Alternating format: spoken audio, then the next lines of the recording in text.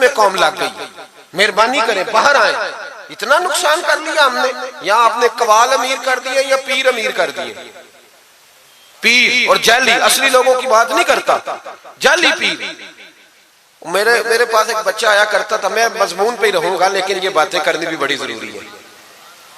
बच्चा आया तो कहने लगा जी वो मेरे हज़रत साहब की ये करामत है, तो मेरे अक्सर आता था तो पीर साहब की करामत है। एक दिन को गलती से तलाक का उसके घर में झगड़ा हो गया, तो मेरे पास आया, कहने लगा मौलाना तलाक दे बैठा हूं। तो मैं कहा पीर साहब ने पूछना सही मसला, पीर साहब से पूछना था।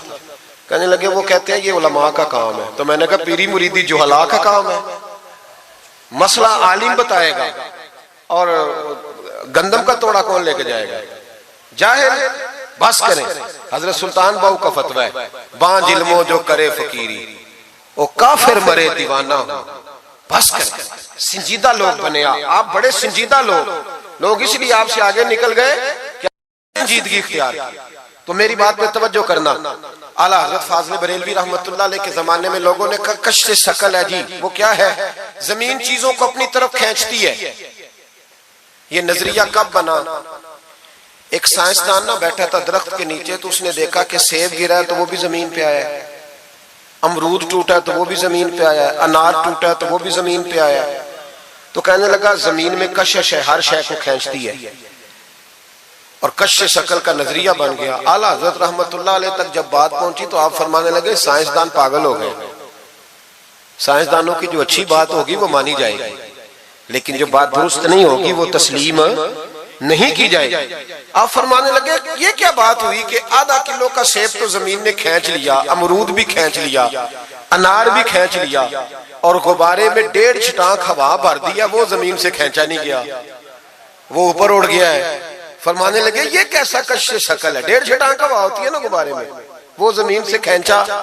आला हज़रत फरमाने लगे असल कश्श शकल नहीं, असल बात यह है कि हर चीज अपनी असल की तरफ लौट जाती है, हर चीज अपनी असल की तरफ। फरमाने लगे हवा की असल ऊपर है तो गुब्बारा उसे ऊपर ले गया। अनार सेब अमरूद जमीन से पैदा हुए थे तो वापस जमीन पे आ गए, वापस। आज भी डॉक्टरों ने बड़ा परेशान किया हुआ है, हम लोग जाते हैं सुन सुना के आ जाते हैं, इल्म नहीं ना होता। अल्लाह करे हम आला हजरत को पढ़ने वाले भाई भाई, हमें समझ आए हमारे बुजुर्ग हमारा तहफ्फुज कहाँ का। डॉक्टर के पास जाएं, डॉक्टर साहब बच्चा बीमार है, तो डॉक्टर साहब कहते हैं किसी को खांसी तो नहीं घर में, किसी को नजला तो नहीं, पहले तो नहीं किसी को बुखार, तो पूरा इंटरव्यू दे लेते हैं भाई उसकी क्या वजह जी, अगर हो तो फिर कहने लगे अगर किसी को बुखार हो तो फिर बच्चे को भी हो जाता है, किसी को खांसी हो तो बच्चे को भी। समझ आ रही है, कहते हैं ना डॉक्टर इस तरह से, ये बीमारी किसी और को तो नहीं फैमिली में। तो मैंने कहा डॉक्टर साहब आप क्या बात कर रहे हैं, नबी पाक सल्लल्लाहु अलैहि वसल्लम ने फरमाया है कि बीमारी मुताद्दी नहीं होती, एक से दूसरे को नहीं लगती, बीमारी एक से दूसरे को, ये सही बुखारी में मौजूद है। नबी पाक सल्लल्लाहु अलैहि वसल्लम से एक शख्स ने कहा हुजूर मेरे ऊंट को खारिश पड़ गई, और वो जो ऊंट खड़ा है उसकी वजह से पड़ गई है। तो क्या मेरे महबूब का समझाने का अंदाज है, मेरे करीम रसूल फरमाने लगे तेरे ऊंट को तो उस ऊंट से खारिश पड़ी है, बता उस ऊंट को कहां से पड़ी थी, तेरे ऊंट को तो वहां से पड़ी, कैसा अंदाज है, उसको कहां से पड़ी। बंदा चुप कर गया, कहने लगा या रसूलल्लाह उसे तो कुदरती पड़ गई है। तो हुजूर फरमाने लगे फिर इसे भी कुदरती पड़ी है। डॉक्टर कह रहा है जनाब खांसी है तो खांसी लग गई, शुगर है तो शुगर। ओ भाई सुन, अगर तू ये कहेगा ना कि एक से दूसरे को बीमारी लगती है, तो जिसकी माँ फालज की मरीज है उसके बच्चे उसकी खिदमत करेंगे, जिसके बाप के वजूद पे रेशा पड़ जाएगा बच्चे करीब जाएंगे कि हमें बीमारी ना लग जाए। इतनी कमजोर डॉक्टर कहते हैं कजन मैरिज ना करो बच्चे बीमार पैदा होते, और कौम चुप करके सुन लेते। डॉक्टरों को बताओ कि हम डॉक्टरों पर ईमान नहीं लाए, अल्लाह रसूल पे लाए हुए, हमारा ईमान अल्लाह रसूल पे है, डॉक्टर पे नहीं है। जो सही बात करेगा डॉक्टर वो मानेंगे, गलत बात नहीं तस्लीम करेंगे। ये मेरे आला हजरत की फिक्र है। डॉक्टर कहते हैं कजन मैरिज ना करो बच्चे बीमार पैदा होते हैं, तो मौला अली और हजरत फातिमा का रिश्ता क्या है। नबी पाक सल्लल्लाहु अलैहि वसल्लम ने खुद अपने सगे चचा की बेटी जनाब उम्मे हानी को दावत निकाह दी थी। कजन मैरिज में कोई मसला होता तो हुजूर ये काम करते थे। कजन मैरिज हो तो बच्चे बीमार पैदा नहीं होते, कजन मैरिज हो तो बच्चे हसन और हुसैन जैसे पैदा होते हैं। इस तरह के नौने हाल अल्लाह ताला अता करता है, उनके तरीकों पर चलने वाले पैदा होते हैं। खुदा का खौफ करो। आप जैसे तैसे, एक मैं रावलपिंडी में था तो एक बच्चा कहने लगा जी ये मिसवाक के साइंसी फायदे बयान कर दे। मिसवाक के, तो मैंने कहा बेटे साइंस अगर कह भी देना मिसवाक नहीं करनी चाहिए तो हमने फिर भी करनी है। सारी साइंस कहे ना करो तो हम फिर भी मिसवाक, इसलिए कि मिसवाक करना मेरे मुस्तफा का तरीका है सल्लल्लाहु। आला हजरत ने अकीदा तौहीद मजबूत किया। एक और चक्कर है बाबा जी का। बाबा जी सरकार जो एक महीना ना नहाए वो छोटा बाबा, और जो 6 महीने गुस्ल न करे वो बड़ा बाबा। बाबा जी को नमाज नहीं सीधी आती और बाबा जी सरकार बने हुए, हाल ही कोई नहीं। जो अल्लाह के खाते पढ़ गए और बाबा किस्मत का हाल बता रहा है। दरवाजे पे रोटियां मांगने आते हैं, किस्मत का हाल बताते हैं। अपनी इतनी खराब है कि मांगते फिर रहे, और कौम बेचारी हाथ दिखा रही है, हाल बता रही है। अपना ये बेड़ा गर्क हुआ। मुझे आपका तो नहीं पता, हमारे देहातों में ना ये कभी कभी सोना भी डबल करते थे मांगने वाले। यहाँ भी होता है ये काम जी, वो सोना लाओ जी तुम्हारा सोना डबल कर दे। वो पता तब चलता है जब सिंगल भी गायब हो जाता है। बावों के लग गए, फूकों पे लग गई। मुझे एक शख्स करामा सुनाने लगा, कहने लगा मेरे हजरत साहब के पास लोग दूर दूर से दम कराने आते हैं। और मैंने कहा दम कराना जायज है, तवीज देना जायज है, लेकिन मैंने किसी के हदीस में नहीं पढ़ा कि कोई बंदा यमन से हुजूर के पास दम कराने आया है, मिस्र से दम कराने आया है। दम कराना बिल्कुल दुरुस्त है, हम खुद करते कराते हैं, लेकिन ये असल दीन नहीं। नबी पाक के पास ना कोई शाम से तवीज लेने आया ना दम कराने आया। रसूल पाक के पास तो जो भी आया करता था नबी पाक का दीन ही सीखने आता था। तो दीन की बात कर, दम दुरूद की ना सुना, ये तो जिमनी बात है, ये तो ज़ैली बात है। आला हजरत दरवाजे पे खड़े थे, एक बाबा मांगने वाला आ गया। आला हजरत से कहने लगा 10 रुपए दो वरना आपका मकान उलट दूंगा। ये नफसियाती कब्जा कर लेते हैं। तो माँ भी बडेरी कहती है दे दो कहीं वाकई ना उलट दे। आला हजरत ने ये अकीदा नहीं हमें सिखाया कि हम रस्सियों से डरते फिरे। इतना कमजोर ईमान, लोग अपने साये से डरने लग गए। बाबा जी कह गए, और छोड़ बाबा जी के मुंह से कौन सा कुरान हदीस निकलता है, बस कर दे। किस चक्कर में कौम को डाल दिया। आला हजरत रहमतुल्लाह अलैह दरवाजे पे खड़े, फिक्र रजा से मीनार है ना, तो सुनो फिर फिक्र रजा क्या है।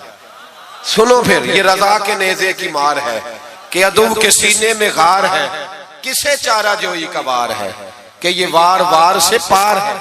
आला हजरत रहमतुल्लाह अलैह दरवाजे पे खड़े थे। बाबा जी आ गए, कहने लगे 10 रुपए दो। 10 रुपए का माना उस जमाने में यही था जो आज 10,000 का माना है। 10,000 मांग लिया, कहने लगा दो नहीं तो मकान उलट दूंगा। आला हजरत फरमाने लगे तू 10 के 20 मांग, मैं देने को तैयार हूं, पर मकान उलटने वाली बात गैर शरई है, ये वापस ले ले। शरीयत तुझे ये कहने की इजाजत, मेरी बातों की समझ आ रही है आप हजरात को? वो कहने लगा नहीं मैंने उलट देना है। आला हजरत की वालदा बूढ़ी औरत अंदर से बोली, कहने लगी अहमद रजा दे दो, फकीरों से नहीं उलझते। तो आला हजरत फरमाने लगे अम्मा जो सच्चा फकीर हो मैं तो उसके कदमों में बैठने को तैयार हूं, पैर चूमने को तैयार। हम तो निस्बतों पे मर मिटने वाले लोग, लेकिन बात वो करे जो रसूलुल्लाह की शरीयत इजाजत देती है। जिसकी इजाजत नहीं देती हम वो बात करने की से इजाजत नहीं देंगे। उसने कहा जी मैंने उलट देना है। इतनी बात हुई तो आला हजरत के जो शहजादे थे ना, छोटे मुफ्ती आजम हिंद मौलाना मुस्तफा रजा खान साहब, वो मकान की दूसरी छत पर, डबल स्टोरी मकान था, तो ऊपर वाली छत पे खेल रहे थे। उनका पैर फिसला, वो गर्दन के बाल अंदर गिर गए, अंदर से शोर उठ गया, बच्चा गिर गया। बच्चा, वो फकीर भी सीधा हो गया, देखा ना नहीं ना पैसे दिए, तो शहजादे गर्दन के बाल गिरे ऊपर वाली मंजिल से। लेकिन सुन्नियों किधर खो गए मैं और आप। मेरे आला हजरत का अकीदा सुनो। फाज़िल बरेलवी अंदर नहीं गए, हालांकि हुजूर अलैहिस्सलाम का फरमान मौजूद है कि औलाद आदमी को बुज़दिल कर देती है, औलाद के हाथों बंदा कमजोर हो जाता है। अंदर नहीं गए, वहीं खड़े रह के कहने लगे अम्मा मेरा एक बेटा है, मेरा 1000 भी हो तो मैं सारा नबी पाक की शरीयत पे कुर्बान कर दूंगा, लेकिन किसी भावे की मैं गलत बात मानने को तैयार है। आला हजरत की जुबान से ये लफ्ज निकले तो साहबजादे उठ के दौड़े आए, कहने लगे अब्बा जी जरा इधर तो देखें, मैं दूसरी मंजिल से गिरा हूं पर मुझे खराश भी कोई नहीं आई, मुझे खराश भी कोई नहीं आई, देखे मेरे कपड़ों को मिट्टी भी नहीं लगी। आपके 2-3 मुरीद खड़े थे, कहने लगे हुजूर ये आपकी करामत है। आप फरमाने लगे मेरी करामत नहीं, ये मेरा अकीदा है, तौहीद है, ये मेरे रब पर ईमान है। खराश नहीं आई। अब उस फकीर को फरमाने लगे आला हजरत के तू कहता था मकान उलट दूंगा, चल उलट ना, फिर 10 रुपए नहीं लेने, उलट। चुप कर गया। तो आला हजरत, लोग कहते हैं मौलवी साहब के पास क्या है, जिसके सीने में रसूलुल्लाह का दीन है उसके पास कुछ नहीं, तो फिर किसी के पास भी कुछ नहीं। हाँ, जिम्मेदारी से कह रहा हूं, किसी के पास कुछ नहीं। अगर जिसके सीने में कुरान और सुन्नत का नूर है, अगर उसके पास ही कुछ नहीं। सुनो, आला हजरत ने अपना जूता उलट दिया, फरमाने लगे अगर ताकत है तो मेरा जूता सीधा करके दिखा। तो मकान उलटने की बात करता है ना, पंजाबी का एक शेर है, आपकी समझ में आ गया तो ठीक है, ना आया फिर भी ठीक है। वो एक पंजाबी के दरवेश कहा करते थे, एक सिट ते पखड़ा कुआर गंदल, असी और भी बूटियां जानने। पता है हमें सारे गुरुओं का है, चलो करामत ना दिखाएं तो बात अलग है, पर खबर हमें है। फरमाया चलो सीधा करो। उसने पूरा जोर लगाया पर जूता सीधा, पसीने आ गए। तो कहने लगा जी मैं माफी मांगता हूं, आज के बाद ऐसी बात नहीं करूंगा। आला हजरत वली थे तो वली सखी होता है, जेब से हाथ निकाले, फरमाया तू 10 मांगता था, अल्लाह 20 लेके जा, लेकिन गैर शरी बात खुदा रा बस करो। जो हमें हमारे बुजुर्गों ने नजरियात दिए उन पर कायम रहो। अकीदा रिसालत। आला हजरत के जमाना मुबारका में एक मौलाना ने कह दिया कि हुजूर के बाद भी कोई नबी आए तो खत्म नबूवत में फर्क नहीं पड़ता। तवज्जो है मेरी बात पर? इधर देखो मेरी तरफ। आला हजरत ने पता क्या जवाब दिया? आला हजरत फरमाने लगे तू कहता है आ जाए तो फर्क नहीं पड़ता, हम कहते हैं आए क्यों हुजूर के बाद? हमें जरूरत ही कोई नहीं, हमें कोई हुजूर ने कमी छोड़ी, हमें हाजत ही नहीं, आए क्यों? आला हजरत ने फतवा कुफ्र दिया। एक मौलाना उठे तो कहने लगे जैसा इल्म नबी पाक को है वैसा जानवरों पागलों सबको है। फिर वो कहने लगे मेरी बात का ये मतलब था, वो मतलब था, सच्चे दिल से, बड़े ठंडे दिमाग से। देखिए मैं कोई ऊंचा नहीं बोल रहा, कोई जोश में नहीं हूं। देखो एक बंदा कहता है जैसा इल्म नबी पाक को मिसाल देता है कि ऐसा अताई इल्म तो जानवरों पागलों सबको हासिल है। वो कहता है मेरा ये मतलब है, मेरा वो। हमारा सवाल ये है कि तुझे ये बात कहने की जरूरत क्या है? बोले है कोई जरूरत? नहीं तुसी बोल दे नहीं यार, हाँ तो कर दे, है कोई जरूरत? भाई मतलब जो बात में बयान करना है कि ये मतलब था तो वो मतलब था, तो ये बात कहनी चाहिए, क्यों कही? आला हज़रत रहमतुल्लाह अलैह फरमाने लगे तू पागल हो गया, कुरान नहीं पढ़ता। वअल्लमका मा लम तकुन तअलम। अल्लाह फरमाते हैं महबूब जो आप नहीं जानते थे मैंने सारा ही आपको सिखा दिया है। फरमाया जिसका उस्ताद रब हो उसे कोई कमी रहती है? फरमाने लगे तू ये मिसालें देता है, हमारा अकीदा ये है कि अल्लाह ने गैब के खजानों की कुंजियां ही अपने नबी को अता फरमा दी। एक मौलाना और उठे कहने लगे नमाज में नबी पाक का ख्याल आए तो नमाज टूट जाती है। लोग कहते हैं लड़ो ना, हम नहीं लड़ रहे भाई, हम तो उम्मत को इकट्ठा करना चाहते हैं। लेकिन इधर देखो ना, आपके सामने कोई बंदा खड़ा होकर कह दे कि नबी पाक का ख्याल आए तो नमाज टूट जाती है, तो आप उसके गले में फूलों का हार डालेंगे? क्यों? मुरब्बत करो ना, मुरब्बत का दर्ज दे रहे हो, मुरब्बत करो। चले आपको एक मिसाल देता हूं बड़ी सादी। उसने कहा जी हुजूर का ख्याल आए तो नमाज टूट जाती है। नमाज में आप दुरूद शरीफ के बाद दुआ पढ़ते, दुआ कौन सी है? रब्बना इग़फिरली आती है ना आप सबको, पढ़िए जरा, रब्बना इग़फिरली। इसका तर्जुमा क्या है? या अल्लाह मुझे भी बख्श दे और मेरे माँ बाप को भी। तो जब ये दुआ मांगी तो अब्बा जी का ख्याल नमाज में आया कि नहीं आया? अम्मा जी का? सुन्नी थोड़ा सा अगर आप समझे ना, मेरा सुन्नी एक ही बात करता है, जब इससे कोई बंदा मसला पूछता है ना तो सुन्नी कहते हैं मैं तो पढ़ा हुआ ही नहीं। ओ खुदा के बंदे आज पढ़ के जाना सारी महफिल, और आइंदा जुमा भी अपने खतीब के पास पढ़ना जरा ध्यान से, फिर अगला भी पढ़ना, फिर तो इंशाल्लाह कहेगा नहीं मैं पढ़ा हुआ नहीं। भाई नमाज में आयत पढ़ते रब्बना इग़फिरली, तो अब्बा जी का ख्याल आता है कि नहीं? तो नमाज टूट गई कि रह गई? अम्मा जी का ख्याल आता है कि नहीं? आला हज़रत फरमाने लगे अगर तेरा बाप जो बेनमाजी हो, अनपढ़ हो, उसका ख्याल आने से नमाज नहीं टूटती, तो फिर सुन हमारा अकीदा क्या है। तू कहता है नबी पाक का ख्याल आ जाए तो नमाज टूट जाती है। आला हज़रत फरमाने लगे हमारा अकीदा ये है कि जब तक रसूल पाक का ख्याल आए ना हमारी नमाज होती ही नहीं, होती नहीं जब तक। कुछ लोगों ने कह दिया नबी पाक हमारी तरह बशर है, ओ भाई देखो ना, आज खबर मिली है कि हॉलैंड ने फिर से खाके शाया कर दिए। इधर देखो मेरी तरफ, ये नामूसे रिसालत का मसला 100 साल पहले आला हजरत ने समझाया था और फरमाया था दुश्मन अहमद पे शिद्दत कीजिए, मुल्हिदों से क्या मुरव्वत कीजिए, शिर्क ठहरे जिसमें ताजीम हबीब, उस बुरे मजहब पे लानत कीजिए। वो जो नामूसे रिसालत की बात तब की थी, फरमाया नादानो आज तो तुम कह रहे हो कि हुजूर हमारी तरह के बशर हैं, तो जब तुम बशर बनाओगे तो फिर लोग कहेंगे कि सियासतदान का खाका बन रहा है तो इनका क्यों ना बने माज़अल्लाह। उस वक्त आला हज़रत ने कहा था ना ना ये बात नहीं है। आप फरमाने लगे बात यह है कि अल्लाह की सरताबा कदम शान है ये, इंसान नहीं इंसान, वो इंसान है ये। कुरान तो ईमान बताता है इन्हें और ईमान ये कहता है मेरी जान है ये। नामूसे रिसालत का मसला सारी जिंदगी आला हज़रत ने समझाया और लोगों को बताया कि जान है इश्क मुस्तफा, रोज फुजू करे खुदा, जिसको हो दर्द का मजा वो नाजे दवा उठाए क्यों। आला हज़रत मौजूद थे मदीना शरीफ में। उस जमाने में ना नबी पाक के गुंबद के सामने खजूरों के 2 दरख्त होते थे, खजूरों के 2 दरख्त। शोरा सारे बैठे थे, तो शायर जो होता है ना वो तशबीह देता है बाजों का। तो शायर ने शेर कहा, कहने लगा यूं है दरख्त हजरत वाला के सामने। तवज्जो है मेरी बात पर। हुजूर के गुंबद के सामने खजूरों के 2 दरख्त है।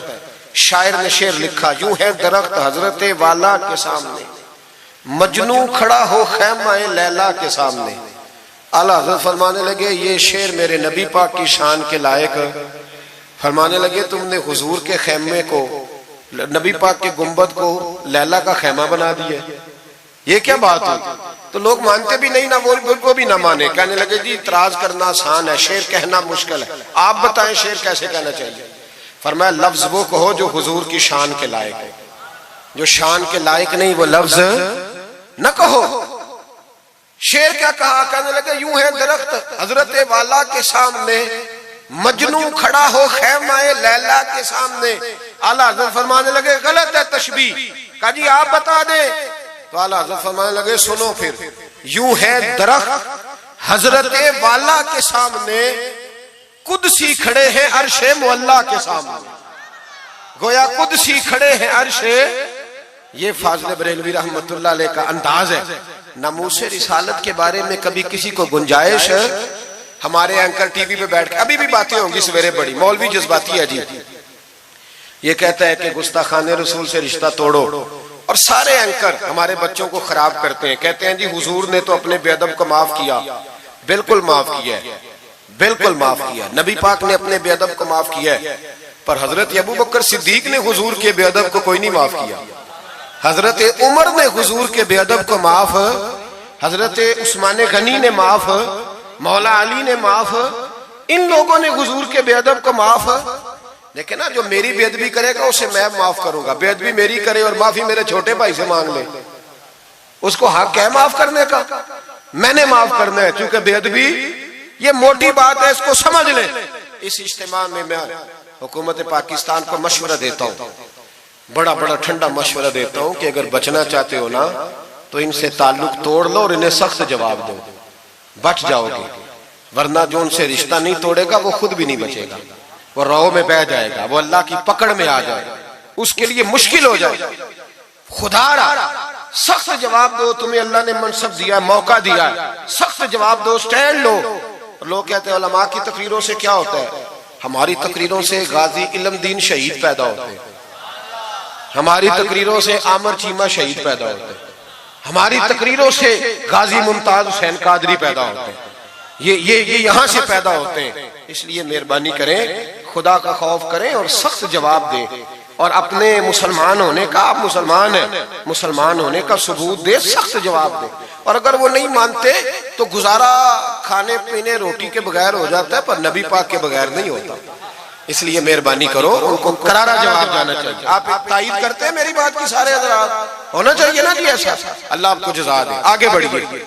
आला हज़रत रहमतुल्लाह तआला अलैह ने इल्म सिखाया लोगों को। उनका कमाल पता क्या था, हम ना कमजोर दलाइल के साथ मैदान में उतरते हैं तो फिर हमसे लोग काबू नहीं आते। हमें ना स्टडी करनी चाहिए, पढ़ना चाहिए। हमारे यहाँ पढ़ने पढ़ाने का रिवाज नहीं, बल्कि अब तो जब से ये सोशल मीडिया आया है मुफ्ती भी सारे फेसबुक के रह गए।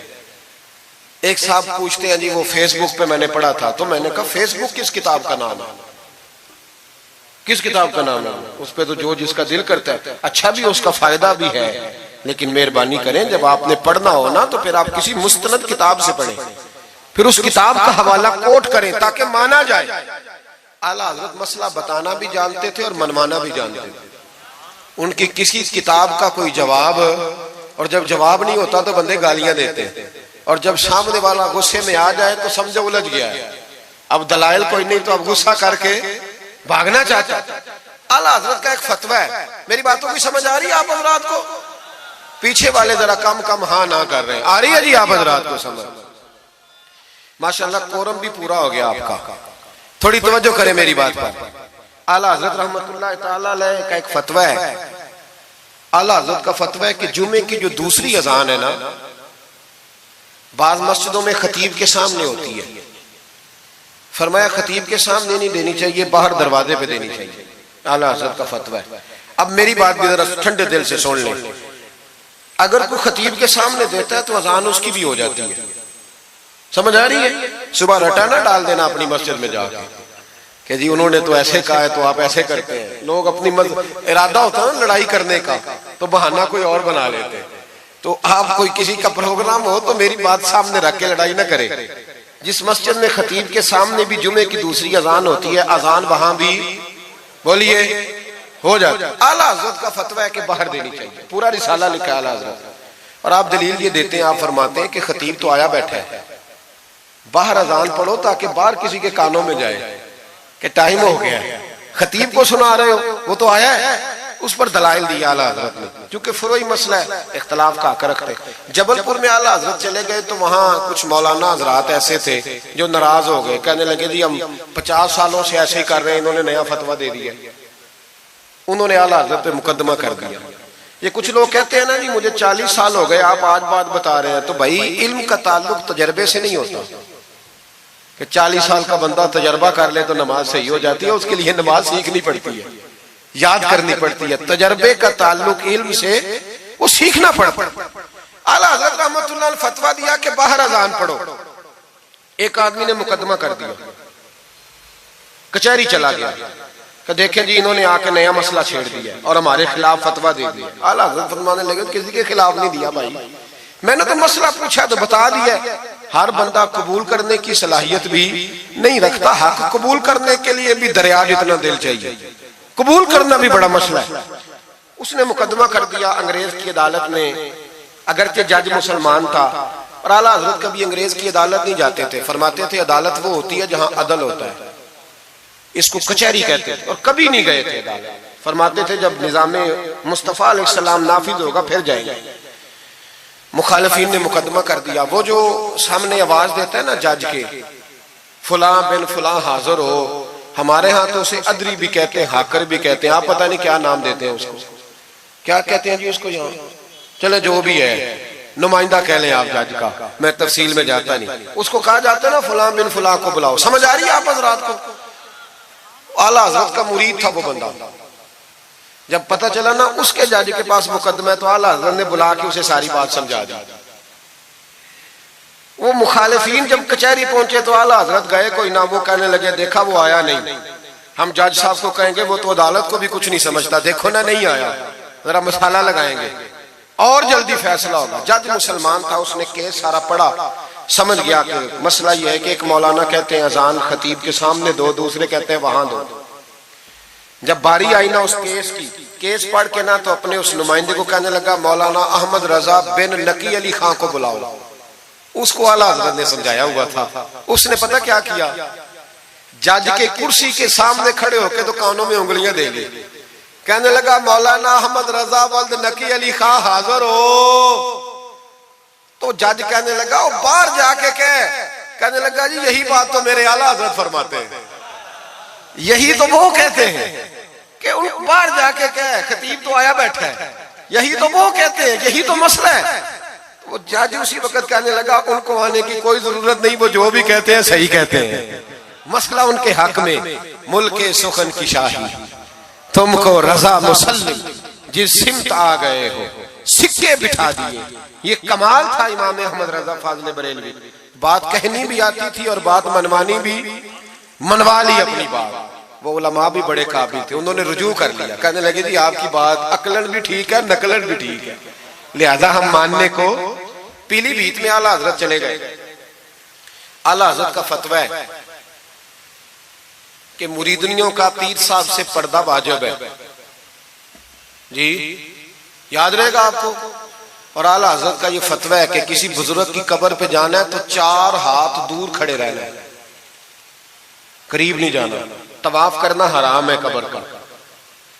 बोसा लेने में भी इख्तलाफ है। आला हजरत फरमाते हैं मेरा मसलक ये है कि बोसे से भी बचो।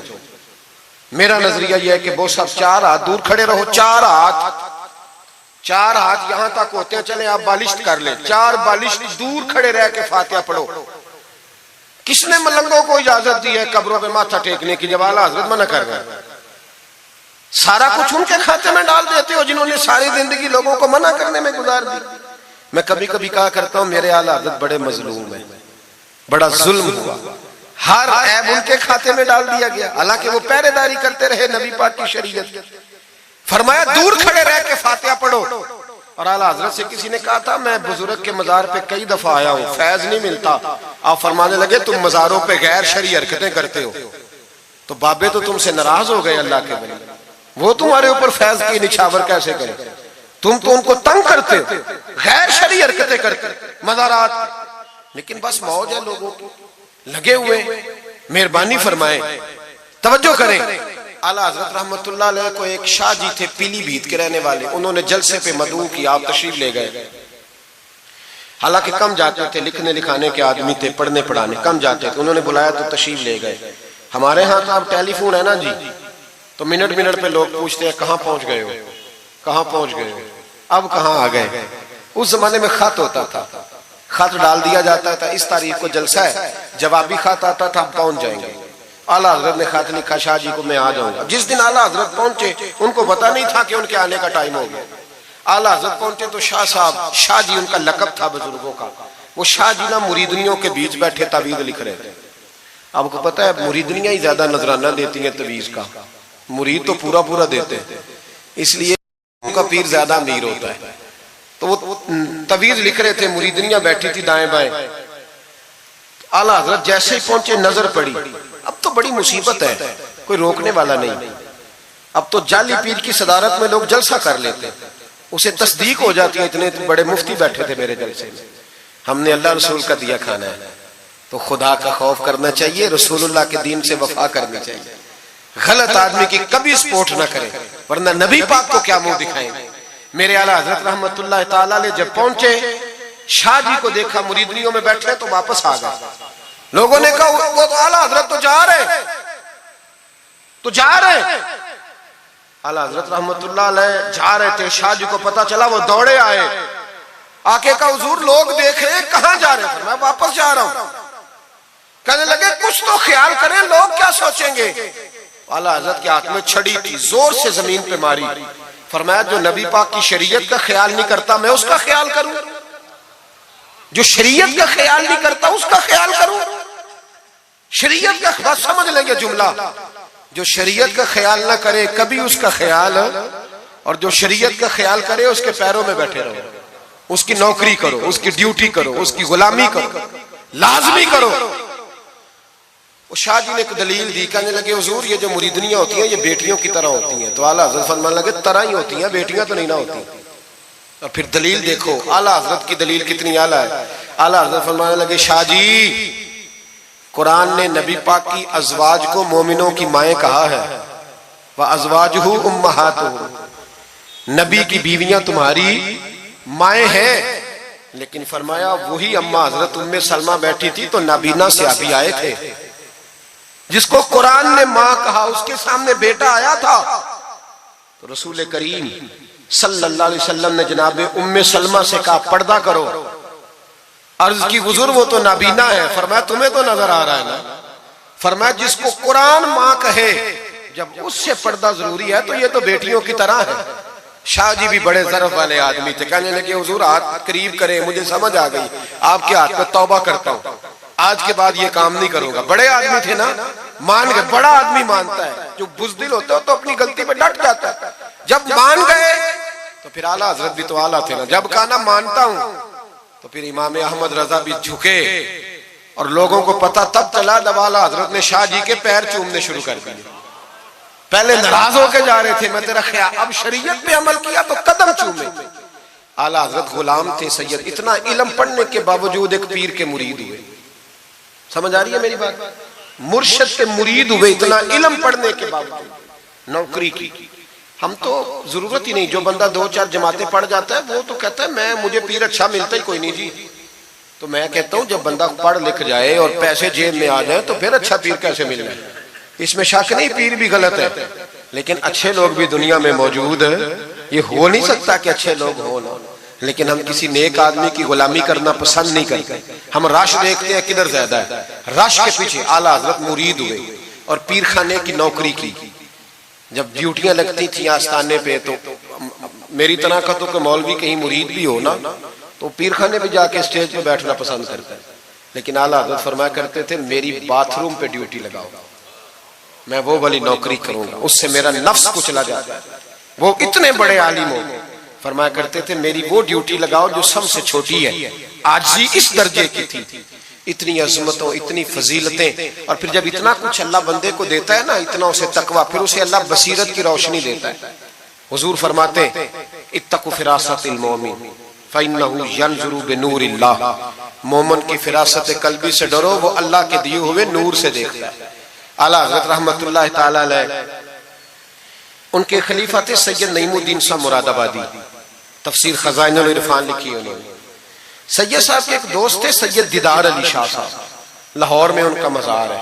जब दाता साहब जाए ना तो मुहद्दिसीन के मज़ारों पे भी जाया करें, मलंगों के मज़ारों पे रश रहता है, उलमा की कब्रों पे जाता ही कोई नहीं, वहां भी जाया करो, इन लोगों ने बड़ी खिदमत की है दीन की।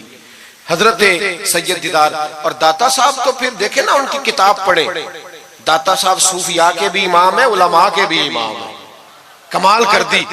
तो मेरे भाई हजरत जनाब सैयद दीदार अली शाह साहब सैयद नईमुद्दीन मुरादाबादी रहमतुल्लाह तआला अलैह के दोस्त थे। सैयद दीदार अली शाह साहब रहमतुल्लाह अलैह मिलने गए सैयद नईमुद्दीन साहब से, तो सैयद नईमुद्दीन साहब तैयार थे बरेली शरीफ जाने के लिए। सैयद नईमुद्दीन साहब बरेली जाने को तैयार थे। उम्र में भी आला हजरत से बड़े थे दीदार अली शाह साहब। तो कहा दीदार अली शाह, और मुरीद और खलीफा भी किसी और के थे, सैयद शाह फजलुर रहमान गंज मुरादाबादी रहमतुल्लाह अलैह के मुरीद और खलीफा। कहने लगे चल यार मैं बरेली शरीफ जा रहा हूँ, आला हजरत से मिला के लाओ। तो दीदार अली शाह साहब ने अजराए मोहब्बत, दिल लगी में नहीं बंदा बात करता, कहने लगे मैं किसी के पास क्यों जाऊं, मैं खुद बहुत बड़ा आलिम हूं। कहा चलो यार इमाम अहमद रजा के पास चले। कहने लगे वो मैंने सुना है कि वो जात के पठान है और तबीयत के सख्त है, तो मैं नहीं जाता। उन्होंने जबरदस्ती मनवाया, कहने लगे चल यार चलते हैं, ले गए साथ। बरेली शरीफ जब पहुंचे ना तो असर की जमात की आखिरी रकत थी, जमात अत्ता याद में बैठी थी। पहुंच गए, अब सैयद नईमुद्दीन साहब सैयद दीदार अली शाह साहब से कहने लगे कि शाह जी वुजू है? कहने लगे नहीं मेरा नहीं। कहने लगे मेरा है, मैं जमात में जाऊं? आप जाइए। वो जाके जमात में शामिल हो गए। सैयद दीदार अली शाह साहब कहते हैं मैं कुएं पे एक तालिब इल्म था, छोटा सा पानी निकाला हुआ था उसने, मैं समझा कोई बच्चा है जिसकी ड्यूटी लगी है वुजू कराने। हमारे मदरसे के बच्चों के साथ भी बड़ा जुल्म होता है ना, वो दाल जो कोई नहीं खाता वो मदरसे में पकती है। हाँ हाँ, बड़ा जुल्म होता है इन बच्चों के साथ, इसकी पूरी दास्तान है, कभी को मुझसे पूछे तो मैं बताऊं, बहुत बड़ा जुल्म होता है।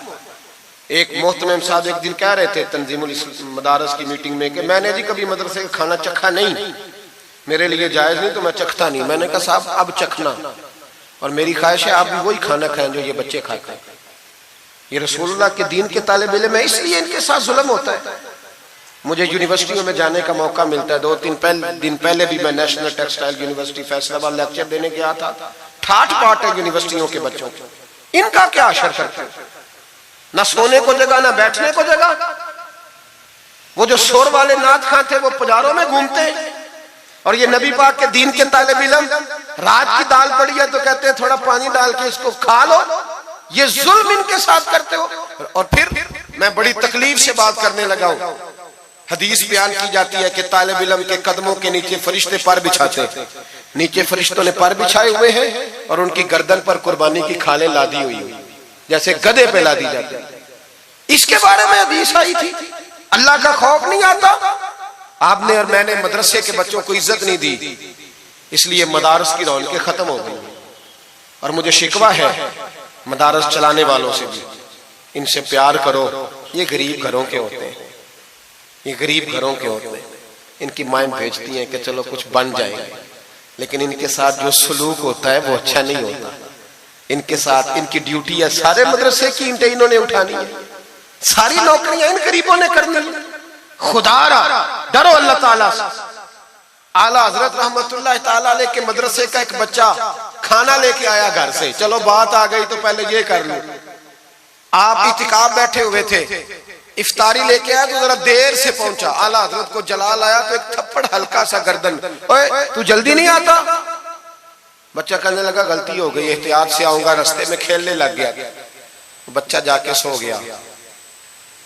तरावी आला हजरत ने बड़ी मुश्किल से पढ़ी और तरावी के बाद मौलाना अमजद अली आजमी साहब साहिब बारे शरीयत को कहने लगे जाओ कोई तालिब इल्म को ढूंढ के लाओ। मलकुल उलमा मौलाना जफरुद्दीन बिहारी से कहने लगे मेरा कलेजा फटता है, उसे बुलाओ। वो किधर गया? उसकी क्या गलती थी? बच्चा छोटा था। ढूंढो। सारी रात उलमा ढूंढते रहे, तालिब इल्म छोटा था। बड़ी तकलीफ में होते हैं ये बच्चे। हमने ये वक्त गुजारा है।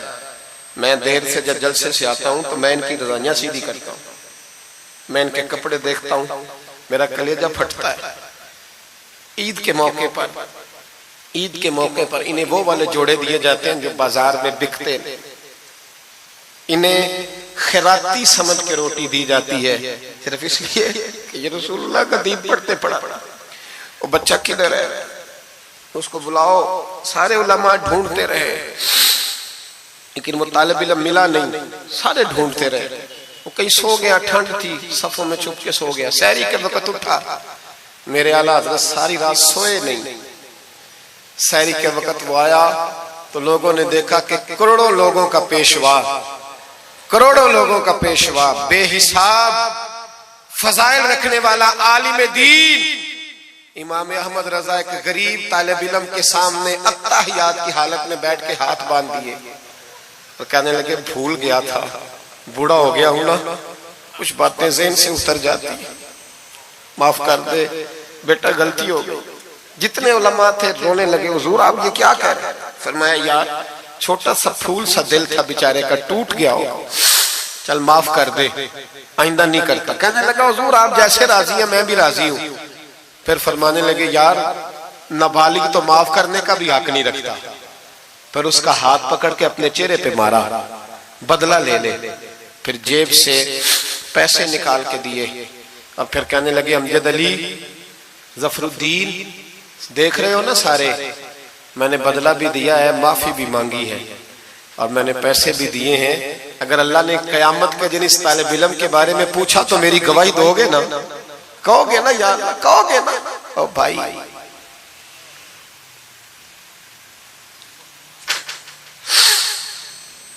कमाल था मेरे आला हज़रत रहमतुल्लाह। आलिम वो होता है कि जिसके पीछे चार गाड़ियां आगे और चार पीछे हो, पीछे हट जाओ पीछे हट जाओ, वो मुर्शिद होता है।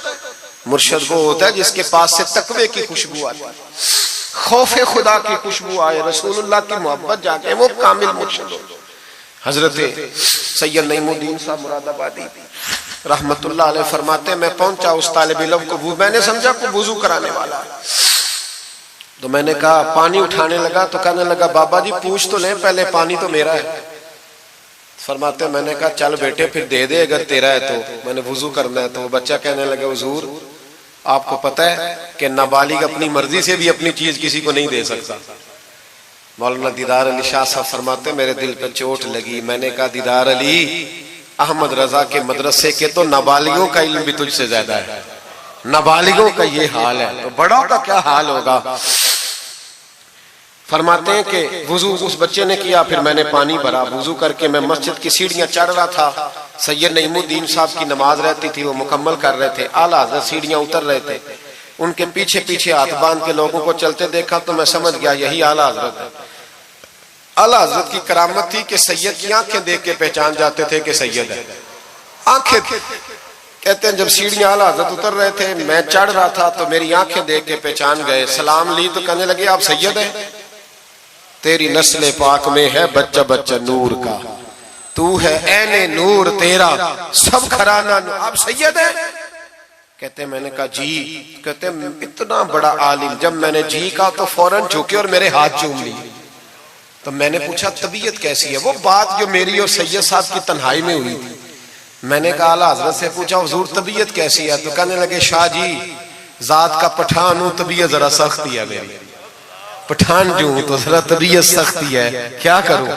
सैयद साहब कहते हैं मैंने कहा हुजूर वो तो मैंने ऐसे ही फरमाया, शाह जी जो हो गया ठीक हो गया, आप नमाज पढ़ ले, मैं इंतजार करता हूँ आपका, नमाज पढ़ ले। कहते हैं फिर मैं आला हजरत का हो के रह गया और फिर सारी जिंदगी मुझे शिकवा रहा कि इतनी देर से क्यों आया हूं, जिंदगी से यही तो गिला है कि तू बड़ी देर से मिला है। खौफ पता कितना था दिल में, आजिज़ी कितनी थी, अल्लाह जानता है। मैंने बरेली शरीफ में वक्त गुजारा है, वहां नौकरी की है, टुकड़े खाए हैं, मैंने वहां कर्रो फर नहीं देखा, हटो बचो नहीं देखा, बड़े बड़े उनके कद काठ है इल्मी, लेकिन आजिज़ी देखी, आम तरीके से गलियों में घूमते देखा। मैं जलसों में जाता हूं तो मेरी ख्वाहिश होती है मैं बैठ जाऊं, लोग मुझसे मिलने सारे, लोग शिकवा करते हैं गरीब, कहते हैं हजरत जी अगर वजीर हमें नहीं ना मिलता तो पीर भी नहीं मिलता, कोई हमारे दुख नहीं सुनता, तगड़ा मुरीद आ जाए तो उसे हाथों से बोटियां डाल के दी जाती, और गरीब आ जाए तो उसकी तरफ नजरे इल्तिफात भी नहीं करते और कहते हैं इसको अकल नहीं। तो मैं कहता हूँ साहब जब जेब में पैसे नहीं होते तो अकल भी नहीं होती, फिर तो इंसान को होश नहीं होती तो अकल कहाँ होती? सब रोगा अंदर रोग मोहम्मद जिसका नाम गरीबी, एक कंड बुला के लंघ जाते नहीं दोस्त यार करीबी।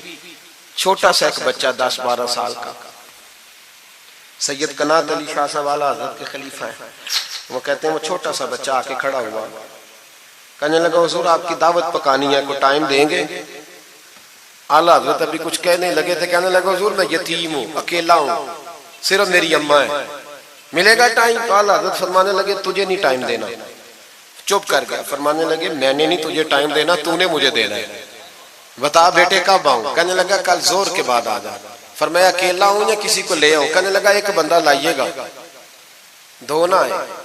सैयद कनात अली शाह साहब को आला हजरत ने साथ लिया, उस बच्चे के घर जोर के बाद पहुंचे, दरवाजे पे दस्तक दी तो कहने लगा जी आ गए आप? में आया, एक बोरी एक टाट अंदर से लाया और बाहर गली के दरवाजे पे बिछा दिया। कहने लगा हुजूर घर में कमरा एक ही है और आप पर्दे के पाबंद हैं, तो मेरी अम्मा है घर में, यहीं बैठना है। फरमाया बेटे हम तेरे मेहमान है, जिधर तू कहेगा बैठ जाएंगे। फाज़िल बरेलवी बैठ गए। आला हज़रत बीमार रहते थे, डॉक्टर ने कहा सख्त ग़िज़ा नहीं खाना, तो आप सूजी के बिस्कुट दोपहर में असर के बाद थोड़े लेते थे। वो बच्चा दाल पका के लाया तो बूढ़ी अम्मा ने पकाई, कुछ पक्की कुछ कच्ची, बाजरे की मोटी रोटियां और गली में ला के रख दी। बरेली के इमाम ने यूं खाई जैसे को बड़ी आला ग़िज़ा हो। कहते पहली सैयद कनात शाह साहब कहते पहली दफा इतना खाना खाया, 1.5 रोटी खा गए। तो फरमाने लगे मैंने कहा हुजूर मेहरबानी करें थोड़ा खाएं, ये तबीयत आप तो खाते ही नहीं तो आपकी तबीयत परेशान होगी। फरमाया चुप कर, अपनी सेहत देखूं कि गरीब और यतीम का दिल देखूं। फरमाया देखना मासूम सा दिल है, टूट जाए खाने में। कहते खोल के खाया, पर वो बाहर चाय भी लाया, चाय पी। फिर आला हजरत ने कुछ नजराना निकाल के दिया, फरमाया ये तोहफा रख लो, कुछ पैसे भी दिए। का इजाजत है जाऊं? का जी ठीक है जाए। सैयद साहब कहते हैं जब हम आ रहे थे तो मैंने आला हजरत को हुजूर ये आपने क्या कि अगर बीमार हो गए तो कहने लगे शाह जी चुप कर जाओ, अगर मेरा दिल फटता हो तो मैं आपको चीर के दिखाऊं, जितना सुकून अल्लाह ने मुझे आज अता किया है पहले कभी नहीं मिला, कभी नहीं मिला। इस गरीब के पास जाकर मेरे आला हजरत के अफकार थे, नजरियात थे, वो सारी जिंदगी रसूलुल्लाह का गुलाम बन के रहे, शरीयत की पासदारी की और उसके साथ साथ वो अल्लाह के वलियों की गुलामी करते। कुछ सैयदजादा आ जाता तो आला हजरत रहमतुल्लाह अलैह उठ के मिलते, ताजीम करते। वो औलिया अल्लाह के लेकिन सच्चे वली के गुलाम। मेरी ये बात याद रखें, सच्चा बंदा मिल जाए तो उसके बारे में कभी बेअदबी सोचे भी ना, सोच दिल में भी ना लाए। लेकिन जो शरीयत का पाबंद ना हो, आप इन लोगों की मार्केट डाउन करेंगे, ये सही हो जाएंगे, ये सही हो जाएंगे। हमारे यहाँ चल जाता है, जो भी आ जाता है चल जाता है। इमाम साहब की दाढ़ी इतनी छोटी हो वो नमाज नहीं पढ़ा सकते, पीर साहब चल जाते हैं, नात खां भी चल जाता है, नकीबे मजलिस भी चल जाता है, सिर्फ इमाम पे पाबंदी है जी, थोड़ी छोटी है जी ये। हालांकि नहीं होनी चाहिए, दाढ़ी पूरी होनी चाहिए। आपसे मेरी ये गुजारिशात है, आला हज़रत के पैगाम को समझें। एक छोटा सा वादा लेना है, जिस मस्जिद में कंजुल ईमान नहीं, वहां एक हदियतन खरीद के रखवा दें, रखवा देंगे इंशाअल्लाह ताला। महंगी बात बता दी है मेरे ख्याल में, आप चुप कर गए। रखवा देंगे कुरान शरीफ, और जिसके पास 10 रखवाने की तौफीक है वो 10 रखवा दे, और अपने उलमा को आला हज़रत की किताबें खुद खरीद कर पहुंचाएं, लाइब्रेरियों में रखवाएं, उनका पैगाम आम करें, लोगों को दें और तलकीन करें कि इसे पढ़ें। जो सोशल मीडिया इस्तेमाल करने वाले हैं वो उलमा से ले लें, आला हज़रत के फतावा जात, वो उसको आगे शेयर करें, उनकी बातें आगे पहुंचाएं, अपनी अपनी जिम्मेदारी का एहसास करें। नमाजें 5 मस्जिद में बाजमात पढ़ें। ये दाढ़ी नबी पाक की सुन्नत है, और अल्लाह ने सिर्फ मर्दों को दी है, औरत को नहीं दी। उसने मर्द के चेहरे पर पसंद की। नबी सारे दाढ़ी वाले, सहाबा सारे दाढ़ी वाले, अहले बैत सारे, औलिया अल्लाह सारे। जो लोग कहते हैं ना नेक होकर रखनी है, उनके लिए मशवरा यह है कि दाढ़ी रख लो, नेक हो जाओगे इंशाअल्लाह ताला। दाढ़ी नेक बना लो, और जिसने रखी है ना वो भी अपनी मर्जी की ना रखे, नबी पाक की मर्जी की रखे। पूरी एक मुट्ठी दाढ़ी रखे, पूरी एक मुट्ठी दाढ़ी रखें, और अपने घर में पर्दा कराएं, पर्दा कराएं। याद रखें, हर इमारत को गुलाफ नहीं चढ़ता, सिर्फ बैतुल्लाह को चढ़ता है।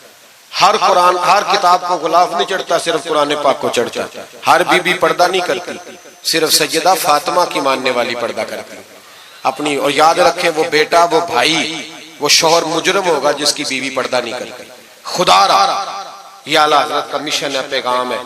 ये वाहद वली है आला हज़रत औलिया अल्लाह में से वाहद। हर वली की अलग अलग शान होती है ना, जिसमें वो मुमताज होता है।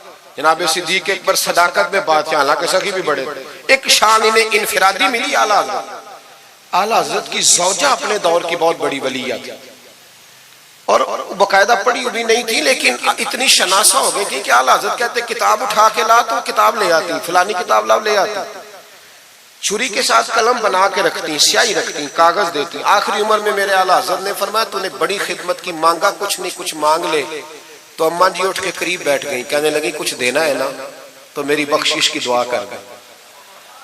अंदाज देखो, बीवी, बाहर लोग तकरीरें सुनते हैं, घर वाले किरदार देखते हैं, इसलिए घर वालों को मुतासिर करना, जरा वो किरदार देखते हैं, वो तकरीर नहीं ना सुनते, किरदार देखते हैं। आला हज़रत ने फरमाया मैं तेरे लिए दुआ करूं, तो कहने लगी मैंने जलवतें और खलवतें सारी देखी हैं, मैंने दुख और सुख आपके साथ बिताए हैं, मैंने आपको हर हाल में रसूलुल्लाह का गुलाम देखा है। तो इतने सच्चे आदमी से दुआ कराऊंगी तो अल्लाह जरूर मेरी बख्शिश फरमाए। ये किरदार था। मुझे कहा गया कि मैं अपने पीरो मुर्शद हजरत सैयदना व मुर्शदना हुजूर ताजुश शरिया शहजादा आला हजरत हजरत शेखुल इस्लाम वल मुस्लिमीन मुफ्ती अख्तर रजा खान साहब रहमतुल्लाह अलैह के बारे में कुछ कहूँ। न मेरी हैसियत है, न मेरी औकात है, न मेरे लफ्ज़ों में इतनी ताकत है। ये तो कुछ ड्यूटी लगी हुई है तो कुछ बात कर लेते हैं। हुजूर ताजुश शरिया आला हजरत के पड़पोते थे। अजहर यूनिवर्सिटी में तालीम, बड़े बाप के बेटे होने के बावजूद बाकायदा तालीम हासिल की और अजहर यूनिवर्सिटी को टॉप किया। एक अजमी ने जाके अरबियों से ज्यादा नंबर हासिल किए और फिर वापिस आए तो पूरी दुनिया में दीन का काम किया। कई जुबानों में आपकी किताबें, करोड़ों लोग आपके मुरीद थे। मेरी तरह के कई लोग बाहर दरवाजे पे खड़े रहते थे कि चलो उस रास्ते में बैठने का मौका मिल जाए जहां से उन्होंने गुजरना है। कई लोग अल्लाह ने तौफीक दी मुझे कुछ देर उनके पास बैठने की, कुछ उनसे सीखने की, कुछ पढ़ने की। उन्होंने मेहरबानी फरमाई तो वहां भी बुलवाया। यह भी उनका विशाल हुआ है। करोड़ों लोगों ने नमाज जनाजा पढ़ी है, करोड़ों लोगों, करोड़ों। और इंडिया की मीडिया ये कहता है कि हमें समझ नहीं आई कि करोड़ों लोग आए हैं पर पत्ता भी कोई नहीं टूटा, पत्ता भी कोई नहीं टूटा। 50,000 आदमी इकट्ठा आ जाए ना आपके डीजी खां में तो पकौड़े भी खत्म हो जाएंगे ना, लेकिन वहां करोड़ों लोग आए, पता नहीं रोटी किसने दी, खाना किसने खिलाया, बड़े बाप के बेटे थे लेकिन खुद भी बहुत बड़े थे। सारी जिंदगी रसूलुल्लाह का दीन फैलाया। दुआ करना अल्लाह ताला हमें उनके तरीकों पर चलने की तौफीक अता फरमाए। मैं दुआ करता हूँ जो कुछ मैंने अर्ज किया अल्लाह उसे कबूल फरमा ले। जहाँ हम भूल गए अल्लाह हमसे दरगुजर फरमाए।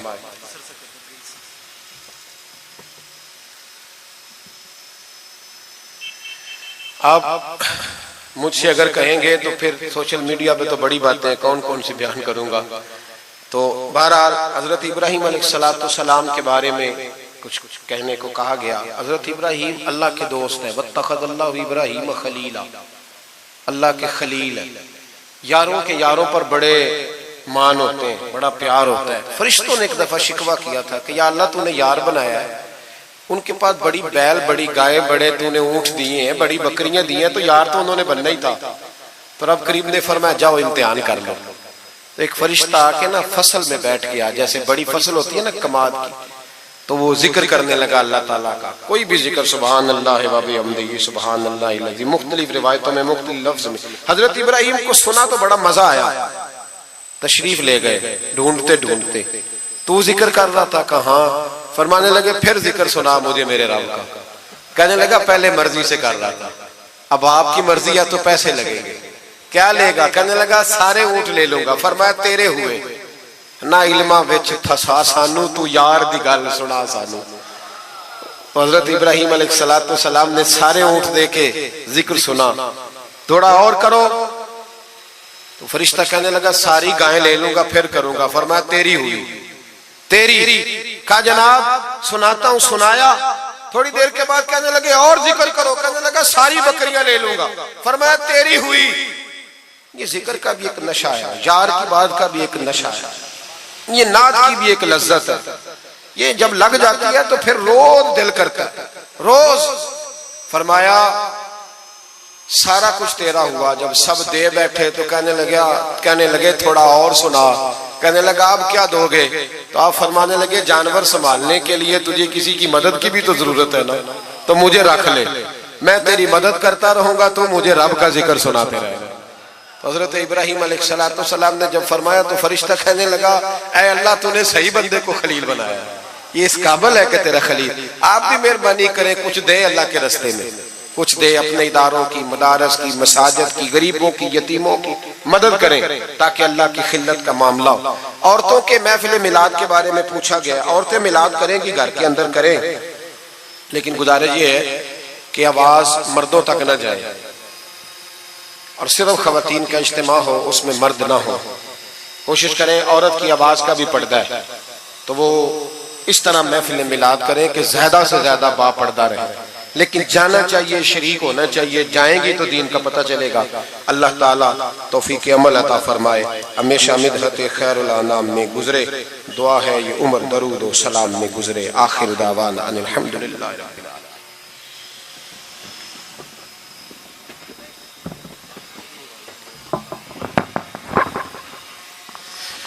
मुस्तफा जाने रहमत पे लाखों सलाम, शुशैब में हिदायत पे लाखों सलाम। जब हुआ दुनिया का चांद आया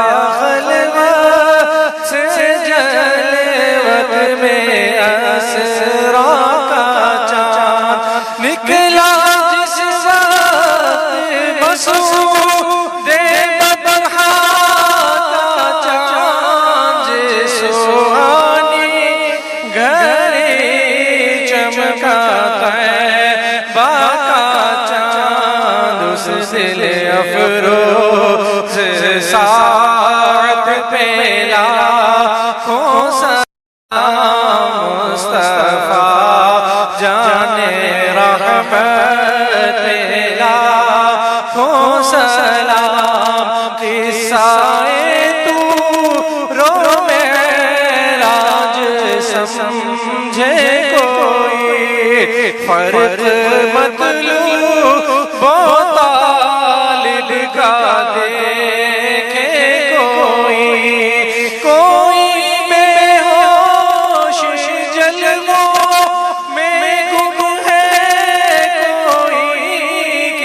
को देखा ये मूसा से पूछे कोई आँख वालों के हिम्मत में लाखों सलाम मुस्तफा जाने रहमत में लाखों सलाम।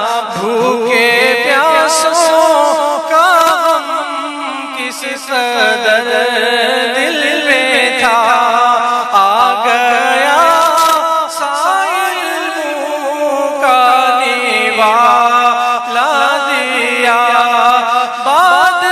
बादशाहों ये शाही तो देखो जरा, कुल जहां मिलके और जो गिरो फिजा उस शिकम की क़नाअत पे लाखों सलाम।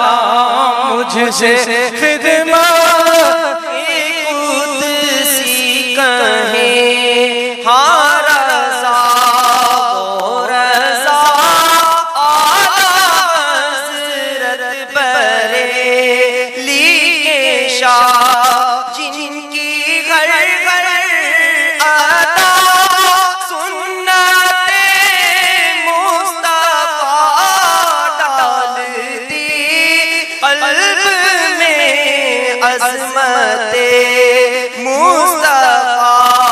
जिसका सुन्नी मनाते हैं यो मेरा उस इमाम अहले सुन्नत पे लाखों सलाम मुस्तफा जाने रहमत पे लाखों सलाम।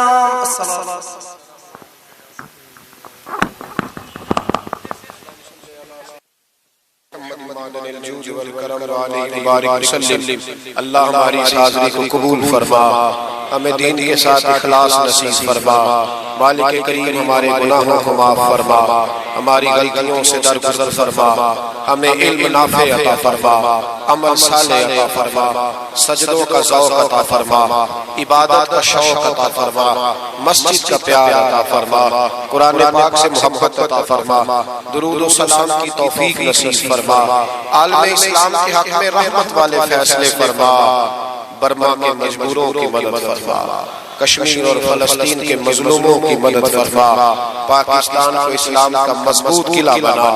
ऐ अल्लाह दीन का बोलबाला फरमा, गुस्ताखान रसूल का मुंह काला फरमा, मुसलमानों को गैरत ईमानी और जज्बा जिहाद अता फरमा, शौक़ शहादत नसीब फरमा। या अल्लाह जिन दोस्तों ने ये खूबसूरत बंदोबस्त किया है उन्हें बेहतरीन जज़ा अता फरमा।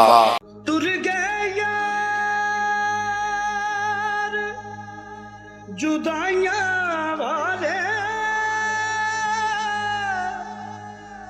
हो मैनू छड़ गए विच परदेसां,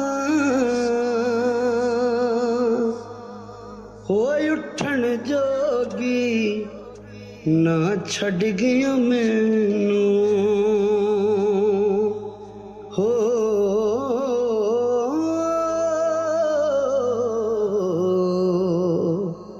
बैठी हंजू